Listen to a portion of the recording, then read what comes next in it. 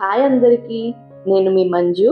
Welcome to flavours by Manju. ఈ రోజు వీడియోలో మనం క్యారెట్ హల్వాని చాలా సింపుల్ గా టేస్టీగా ఎలా తయారు చేసుకోవాలో చూద్దాం. ఈ హల్వా సాఫ్ట్ గా నోట్లో పెట్టుకుంటే కరిగిపోయేలా చాలా టేస్టీగా ఉంటుంది. ఒకసారి మీరు కూడా ఈ హల్వాని తప్పకుండా ఇంట్లో ట్రై చేసి చూడండి. మరి ఆలస్యం చేయకుండా ఎలా చేసుకోవాలో చూసేద్దామా. ముందుగా 1/2 kg దాకా క్యారెట్స్ ని తీసుకోండి. మీకు హల్వా క్యారెట్స్ దొరికితే అదే గాజర్ అంటారు, వాటిని యూస్ చేసుకోండి. అవి కొద్దిగా రెడ్ షేడ్ లో ఉంటాయి, అలాగే కొద్దిగా స్వీట్ గా కూడా ఉంటాయి. అండ్ వింటర్ సీజన్ లో కూడా బాగా దొరుకుతాయి. నేను ఇక్కడ నార్మల్ గా దొరికే క్యారెట్స్ ని తీసుకొని హల్వాని తయారు చేస్తున్నాను. ఈ క్యారెట్స్ ని బాగా వాష్ చేసుకొని పైన ఉండే పీల్ మొత్తాన్ని తీసేయండి. తర్వాత ఈ క్యారెట్స్ కి మొదల్ని కట్ చేసుకోండి. ఇప్పుడు ఒక గ్రేటర్ ని తీసుకోండి.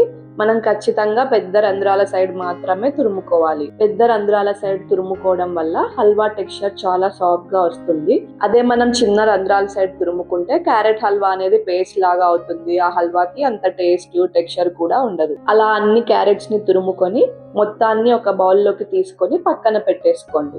ఇప్పుడు స్టవ్ మీద మందంగా ఉండే ఒక కడాయిని పెట్టుకొని అందులోకి 3 టేబుల్ స్పూన్ల దాకా నెయ్యిని వేసుకోండి. నెయ్యి వేడయ్యాక ఇందులోకి కట్ చేసుకున్న బాదం, పిస్తా, జీడిపప్పులు అన్ని కలిపి ఒక 2 టేబుల్ స్పూన్ల దాకా వేసుకొని మీడియం ఫ్లేమ్ లో లైట్ గోల్డెన్ కలర్ వచ్చేంత వరకు ఫ్రై చేసుకోండి. అవి బాగా ఫ్రై అయ్యి లైట్ గోల్డెన్ షేడ్ వచ్చాక వాటిని వేరే బౌల్లోకి తీసుకొని పక్కన పెట్టేసుకోండి. ఇప్పుడు ఇందులోకి మనం తురిమి పెట్టుకున్న క్యారెట్ మొత్తాన్ని అంతా వేసేయండి. తర్వాత కలుపుకుంటూ క్యారెట్ లో ఉండే పచ్చివాసన అంతా పోయి సాఫ్ట్ గా ఉడికిపోయేంత వరకు మీడియం ఫ్లేమ్ లో ఒక 10-15 నిమిషాలు కుక్ చేసుకోండి. మధ్య మధ్యలో కలుపుతూ మీడియం ఫ్లేమ్ లోనే క్యారెట్స్ అంతా మెత్తపడేదాకా కుక్ చేసుకోండి. క్యారెట్స్ ఉడికే కొద్దీ వాటిలో ఉండే నీరు అంతా పోయి మెత్తగా అవుతాయి. సుమారు ఒక 15 నిమిషాలు ఉడికిన తర్వాత క్యారెట్ నుండి 80% నీరు ఇరిగిపోతుంది. అలాగే క్యారెట్ తురుము అంతా బాగా సాఫ్ట్ గా ఉడుకుతుంది. అవి అంతా సాఫ్ట్ అయ్యాక ఇప్పుడు ఇందులోకి ఒక 1/2 లీటర్ దాకా ఫుల్ ఫ్యాట్ మిల్క్ ని యాడ్ చేసుకోండి. పాలు ఎంత థిక్గా ఉండి ఎంత ఎక్కువ ఫ్యాట్ పర్సెంటేజ్ ఉంటే మనకి హల్వా అంత టేస్టీగా వస్తుంది. మంటని మీడియం టు హై ఫ్లేమ్ లో పెట్టుకుంటూ ఈ పాలన్నీ దగ్గరగా పడేంత వరకు కలుపుతూ ఉడికించుకోండి. పాలు అంతా ఉడికి దగ్గర పడుతూ ఉంటే క్యారెట్ తురుము చుట్టూ రవల్ రవల్గా ఏర్పడి కమ్మని సువాసన వస్తూ ఉంటుంది.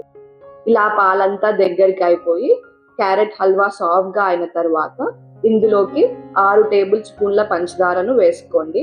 అలాగే 1/2 టీ స్పూన్ యాలకుల పొడిని వేసుకొని పంచదార కరిగేంత వరకు మీడియం ఫ్లేమ్ లోనే కలుపుకోండి. ఇక్కడ మీరు పంచదార అనేది మీ స్వీట్నెస్ కి తగినట్టు యాడ్ చేసుకోవచ్చు. పంచదార అంతా కరిగాక మీరు ఒకసారి టేస్ట్ చూసుకొని స్వీట్ సరిపోదు అంటే ఇంకా 2 టేబుల్ స్పూన్ల దాకా పంచదారను వేసి కలుపుకోండి. పూర్తిగా పంచదార అంతా కరిగేంత వరకు మీడియం ఫ్లేమ్ లోనే కుక్ చేసుకోండి. పంచదార అంతా కరిగిన తర్వాత ఒక 5-6 నిమిషాలు అలాగే మీడియం ఫ్లేమ్ లోనే థిక్గా అయ్యేంత వరకు హల్వాని ఉడికించుకోండి. హల్వా కన్సిస్టెన్సీ కొద్దిగా థిక్గా వచ్చిన తర్వాత ఇందులోకి మనం ముందుగా వేయించి పెట్టుకున్న డ్రై ఫ్రూట్స్ ని వేసి అంతా కలుపుకొని ఒక 2 నిమిషాలు ఉడికించుకోండి.